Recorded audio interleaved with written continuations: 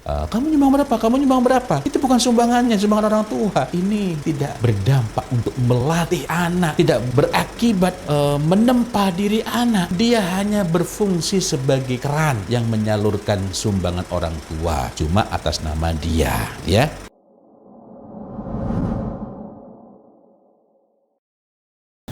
Assalamualaikum warahmatullahi wabarakatuh. Innal hamdalillah nahmaduhu wa nasta'inuhu wa nastaghfiruh wa na'udzu billahi min syururi anfusina wa sayyiati a'malina. May yahdihillahu fala mudhillalah wa may yudlil fala hadiyalah. Asyhadu an la ilaha illallah wahdahu la syarikalah wa asyhadu anna Muhammadan abduhu wa rasuluh la nabiyya wa la rasulah ba'dah. Allahumma salli ala Muhammad wa ala alihi wa sahbihi ajma'in. Rabbi israh li sadri wa yassir li amri wahlul 'uqdatam min lisani yafqahu qawli, ma ba'd. Ada yang dikabarkan oleh Rasulullah sallallahu alaihi wasallam yang itu pasti akan terjadi, dan mudah-mudahan kita tidak termasuk yang mengalaminya. Di antara tanda-tanda hari kiamat, di antara tanda-tanda akhir zaman, salah satunya ialah idza waladatil mar'ah rabbataha. Apabila seorang wanita, seorang perempuan telah melahirkan tuannya. Apa yang dimaksud dengan wanita melahirkan tuannya? Itu bukan berarti dia seorang budak melahirkan punya anak, tidak. Karena seorang budak yang melahirkan sehingga dia punya anak dari tuannya, maka dia dimerdekakan. Tetapi ini maknanya ialah dia orang yang merdeka, bukan budak. Dia melahirkan, dia punya anak, dia mengasuh anak-anak itu, membesarkan anak-anak itu, tetapi anak-anak itu memperlakukan dia memperlakukan emaknya atau bahkan memperlakukan kedua orang tuanya sebagaimana ia memperlakukan budaknya. Kalau masih kecil, balita, anak-anak memang masih perlu dilayani. Bayi itu belum bisa ngambil sendok sendiri, masih perlu diambilkan. Tetapi nanti akan ada masa, akan datang suatu keadaan di mana anak-anak itu bahkan umurnya sudah tidak lagi dapat disebut sebagai kanak-kanak, tetapi ia senantiasa memperlakukan kedua orang tuanya, wabil khusus emaknya, untuk menjadi semacam budak yang harus mempersiapkan segala sesuatunya bagi dia. Ya makannya, ya mencucikan pakaiannya, ya semua urusan-urusan yang biasa dilakukan dikerjakan oleh seorang budak. Bahkan mungkin untuk urusan-urusan pribadinya pun orang tua yang diminta untuk mempersiapkan atau mengadakan.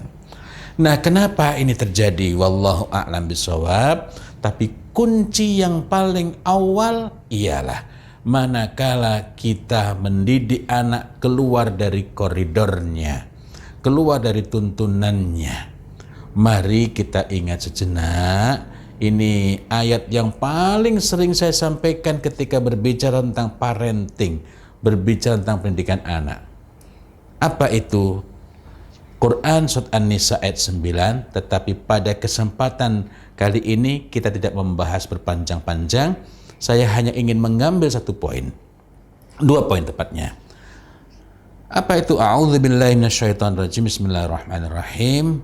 Wal yakhshal ladzina law taraku min khalfihim dzurriyyatan dhi'afan khafu 'alaihim falyattaqullah. Saya ulangi lagi agar lebih dapat kita merasakannya. Falyattaqullah, maka bertakwalah kepada Allah. Wal yaqulu qawlan sadida. Pertama ada khosyah, rasa takut. Khosyah itu rasa takut yang bersifat aman, rasa takut dan aman. Ini khosyah kepada dalam hal apa? Rasa takut kepada Allah. Tapi implementasinya, konsekuensinya juga kita memiliki khosyah sebagai orang tua. Apa itu? Kita senantiasa merasa belum cukup memberikan bekal kepada anak, kita berhati-hati. Maka setiap kali ada yang memberikan tips parenting, yang memberikan kata kunci bagaimana mendidik anak, kok rumusnya itu bertentangan dengan khosyah. Misalnya, kalau ada yang mengatakan, if you believe you can, you will get it. Kalau Anda yakin Anda bisa, Anda pasti mendapatkannya. Nah, ini menyelisihi perintah khosyah dalam surat An-Nisa ayat 9 tadi. Di khosyah ini adalah khosyah kepada Allah, tetapi konsekuensinya juga khosyah dalam hubungannya kita sebagai orang tua. Nah, saya sebagaimana saya sampaikan tadi tidak saya bahas semuanya, dan ada poin penting di sini, falyattaqullah, bertakwa itu dalam makna keseluruhannya, tetapi pada bagian lebih khusus bertakwa sebagai orang tua ialah berusaha dengan sungguh-sungguh untuk menjalankan apa yang diperintahkan oleh Allah Subhanahu wa taala dan Rasulnya, memuliakan, meninggikan yang ditinggikan oleh Allah Subhanahu wa taala dan Rasulnya dalam urusan mendidik anak, termasuk meninggalkan, menjauhi segala yang dilarangnya sekuat-kuatnya. Nah, lalu apa kaitannya dengan perbincangan kita pada hari ini mengenai budak-budak yang melahirkan tuannya? Perbincangan kita pada hari ini berurusan dengan bahwa pintu untuk terjadinya fitnah itu, kerusakan itu, musibah itu ialah manakala kita mendidik anak tidak sesuai dengan yang digariskan oleh Allah Subhanahu wa taala. Ada yang perlu kita fahami, perlu kita renungi, bahwa rasa itu dialami, bukan sekedar dipahami. Anak-anak yang belajar secara akademik mengenai pentingnya birrul walidain, hanya membaca, memiliki pengetahuan tentang birrul walidain, berbuat kebajikan kepada kedua orang tua, tetapi dia tidak pernah ditempa perasaannya, tidak pernah menghadapi tantangan real, maka boleh jadi lincah tangannya menuliskan, pandai lisannya menuturkan mengenai kebaikan-kebaikan itu, tetapi dia mati rasa. Hatinya tak mudah tersentuh, bahkan ketika sudah melihat emaknya tersengal-sengal nafasnya, tak juga muncul kepekaan untuk segera bergegas, bertindak, membantu, meringankan. Padahal seharusnya dia bukan cuma membantu meringankan, melainkan betul-betul dia berupaya dengan sungguh-sungguh berbuat kebajikan kepada kedua orang tuanya. Nah, ada yang mengatakan, Ustaz, kan memang anak sekarang berbeda. Tidak. Setiap anak itu lahir di atas fitrah. Maka kitalah yang harus menjaga agar tidak menyimpang. Begitu kita berkeyakinan bahwa anak sekarang berbeda, konsekuensinya ialah kita tidak meyakini hadis-hadis yang sangat kuat, kullu mauludin yuladu al fitrah. Lalu kenapa anak-anak yang kemudian sudah besar, usia SLTP, SLTA, atau sudah kuliah itu, kok sikapnya nggak sama dengan dulu? Ingat fa'abawahu, kedua orang tua. Kedua orang tualah yang menentukan. Anak-anak yang memperbudak itu kelak akan muncul karena kita menyelisih tuntunan. Na'udzubillahi min dzalik, tsumma na'udzubillahi min dzalik, dan mudah-mudahan itu tidak terjadi pada kita. Itu pasti akan terjadi. Karena ini sudah ditetapkan, sudah dinaskan oleh Rasulullah Muhammad sallallahu alaihi wasallam. Tetapi mudah-mudahan itu bukan kita yang mengalami. Karena itulah kita perlu bersungguh-sungguh, perlu menjaga diri, perlu menanamkan tekad yang kuat agar kita mendidik anak ini betul-betul dengan landasan tuntunan Allah Subhanahu wa taala dan Rasulnya. Hari ini saya sedih ketika orang mengatakan, Ustaz, kita kan nggak sebaiknya berpikir sempit. Kita jangan hanya melihat agama. Tuan-tuan sekalian, agama ini terlalu luas untuk dikatakan sempit. Kalau kita hafal hadis itu 100 pun tak sampai, 1000 pun tak sampai, 10.000 pun tak sampai, bagaimana kita akan mengatakan sempitnya tuntunan, sementara yang terjadi ialah kita yang tidak tahu. Kalau kita mengatakan mana, boleh jadi jawabannya bukan pada ada dan tidaknya, atau tepatnya bukan pada ada dan tidaknya, melainkan kita mau nggak spending time, meluangkan waktu. Kita mau bayar mahal, kita mau mencurahkan perhatian untuk mempelajari yang lain-lain. Lalu bagaimana dengan sesuatu yang untuk itu nanti kita akan memetiknya di hari ini dan di yaumil qiyamah? Yang berbicara ini belumlah orang yang baik. Yang berbicara ini adalah orang yang sedang ingin menjadi lebih baik dibanding keadaan saat ini. Karena itu marilah kita berusaha untuk senantiasa meningkatkan dan tidak merasa telah cukup memberikan bekal kepada anak. Kita lanjutkan kembali pembahasan kita ini. Pengetahuan itu berbeda dengan pemahaman. Ada orang yang tahu, bahkan tahu banyak, tapi nggak paham. Dan pemahaman itu berbeda dengan keyakinan. Ada orang yang memahami dengan sangat baik, sangat matang, tetapi bukan itu yang menjadi keyakinan hidupnya. Padahal orang yang yakin itu belum dapat dikatakan beriman, karena iman itu al-yaqinu kulluh, keyakinan yang menyeluruh, yang total, aqdun bil qalbi wa iqrarun bil lisan wa amal bil arkan. Nah, unta yang membawa kitab di punggungnya, sempat kita singgung tentang ini di awal Ramadan ini. Ada pelajaran di sini. Anak-anak yang tahu banyak, mengerti banyak, paham banyak mengenai baiknya berbuat baik kepada orang tua, baiknya berbuat kebajikan kepada orang tua, baiknya membantu orang tua, itu masih ada pada tataran pengetahuan semata-mata. Dia ditanya bisa menjawab, tetapi bukan berarti hatinya senantiasa tergerak. Jadi apa yang dapat kita ambil sebagai pelajaran di sini?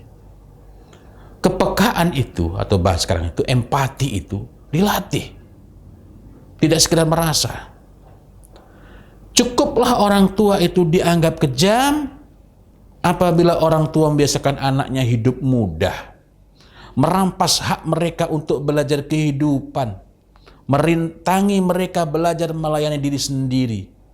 Karena kita tidak tega dengan anak-anak kita saat ini, tetapi kita lupa bahwa anak-anak itu akan hidup di masa-masa yang kita tidak mungkin dapat menunggui mereka terus hingga mereka tua. Ya. Nah, perilaku empatik, berempati, itu bukan cuma sekedar berperilaku menolong. Nah, kadangkala kita juga salah memahami. Misalnya, anak-anak ketika ada musibah apa, ada bencana apa, di sekolah disuruh mengumpulkan bantuan, disuruh nyumbang. Bagus sih nyumbang. Tapi yang perlu kita catat, kalau anak-anak itu hanya membawakan sumbangan orang tua, dia tidak belajar untuk berbagi. Enggak. Sama halnya kalau orang itu sedang berikhtiar untuk menghimpun dana dari orang, untuk menghimpun amal dari orang lain, untuk disalurkan kepada orang lain lagi, makin besar dia dapatkan, walaupun dia tidak mengambil sepeser pun, makin gembira dia, makin senang dia. Tapi itu berbeda dengan pengalaman untuk mengambil, dengan pengalaman untuk menyisihkan dari hartanya. Artinya bahwa anak-anak misalnya ada hari berbagi, ada bulan berbagi misalnya, tetapi semua sebenarnya anak-anak hanya membawakan, maka mereka akan saling berbangga. Kamu nyumbang berapa? Kamu nyumbang berapa? Itu bukan sumbangannya, sumbangan orang tua. Dan ini tidak berdampak untuk melatih anak, tidak berakibat menempa diri anak. Dia hanya berfungsi sebagai keran yang menyalurkan sumbangan orang tua, cuma atas nama dia, ya. Nah, jadi dia perlu menemui kesulitan. Kesulitan bukan berarti kita menyengsarakan hidup mereka. Misalnya, mereka perlu mengambil dari uang sakunya untuk disumbangkan. Memang nilainya tak seberapa dibanding kalau sumbangan orang tua. Tetapi mengambil dari hartanya sendiri itu kesulitan. Nah, itu menempa dan memberi tantangan. Mau keluarin berapa ini ya? Mau keluarin berapa? Berpikir empatik itu bagus, tetapi itu tidak cukup. Perasaan empatinya juga harus tumbuh, ya, harus tumbuh. Padahal perasaan empatik itu jika tidak dibekali dengan kecakapan menolong, tidak membuat anak sigap dan cepat tanggap. Pembiasaan itu penting, tetapi ini tidak memberikan dampak apapun selain sekedar keterampilan. Anak yang terampil tapi tidak peka, dia dapat disuruh tetapi tidak mudah tergerak, dan boleh jadi dia tidak nyaman dalam saat melakukannya. Betapa banyak anak yang dibiasakan berbuat baik saat di boarding school misalnya, tetapi lenyap tanpa bekas ketika kembali ke keluarganya. Nah, kesulitan itu juga berbeda dengan simulasi. Ya, berbeda. Berbagai permainan yang memberikan tantangan dan kesulitan saat training bukan berarti tidak boleh, tapi perlu ada tindak lanjut. Memudahkan anak memperoleh insight, oh iya, tetapi joyful difficulty, kesulitan yang mengasyikkan itu, sangat berbeda dengan pengalaman sehari-hari yang menempa kepekaan untuk menolong. Maka anak perlu memperoleh kesempatan menghadapi tantangan sehari-hari. Saya sebenarnya sangat rindu ada ma'had, ada boarding school yang anak itu harus menyiapkan sendiri pakaiannya, mencuci sendiri, menyediakan sendiri, karena ini akan memberikan tempaan, ya, agar ketika anak itu nanti lepas dari ma'had, lepas dari boarding school, tidak melihat emaknya sebagai tukang laundry. Nah, jadi anak-anak ini perlu memperoleh kesempatan menghadapi tantangan sehari-hari, dibekali pengetahuan, dihidupkan perasaannya, dan semua itu harus berpijak di atas landasan keyakinan yang kokoh. Ada landasan mendasar dari agama ini yang perlu kita bangun pada diri mereka, diri anak-anak kita ini. Nah, dan tadi saya sampaikan ada simulasi. Simulasi itu bisa dari training-training. Itu tidak cukup. Boleh. Baik, bisa sangat baik bahkan. Tetapi jika hanya ada pada simulasi-simulasi saja, maka ini tidak menimbulkan kepekaan dalam kehidupan sehari-hari. Maka anak itu perlu memperoleh tantangan nyata sehari-hari.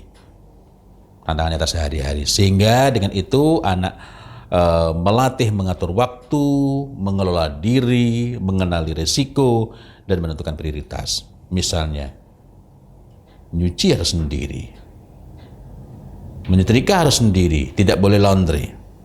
Sementara ketika sekolah harus rapi, maka anak akan belajar bagaimana menyiasati waktu di antara tugas-tugas dalam kehidupannya sebagai penuntut ilmu misalnya. Anak juga terlatih memecahkan masalah sehari-hari tanpa menyebabkan frustrasi karena dia sudah menghadapi kesulitan-kesulitan itu. Dan sesungguhnya setiap satu kesulitan, a single difficulty, ada kemudahan. Inna ma'a al-usri yusran, kemudahan. Empati yang hidup sangat membantunya untuk hidup bersama orang lain. di masyarakat maupun keluarga. Nah, apalagi kalau kita berbicara tentang kepemimpinan, dan kita mau tidak mau harus membayangkan, maksud saya harus memikirkan bahwa anak-anak kita nantinya akan menjadi pemimpin, sekurang-kurangnya pemimpin di rumahnya sendiri. Dan empati itu sangat berharga buat seorang pemimpin. Itu saja dari saya. Billahi taufiq wal hidayah wa ridha wal inayah walhamdulillahi rabbil alamin. Wassalamualaikum warahmatullahi wabarakatuh.